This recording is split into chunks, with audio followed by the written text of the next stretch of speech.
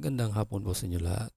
Narito na po ang resulta ng 5 PM draw ngayong February 23, 2026, araw po ng Lunes, para sa mga games na 3D Lotto at 2D Lotto. Kung bago ka pa lang sa aking channel, pwede kang mag-like, share, at subscribe para updated kayo sa mga PCSO lottery results araw-araw. Para sa 2D Lotto ngayong 5 PM draw, ito po ang mga winning numbers. 15 and 27 in exact order.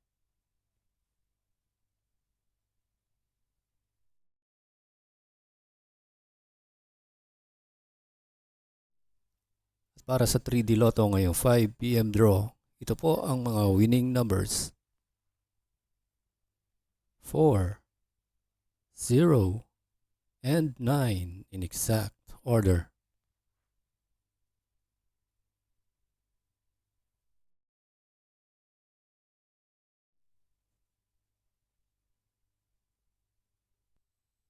Congratulations po sa lahat ng nanalo at kita-kits mo tayo mamayang 9 PM draw. Thank you for watching. God bless us all.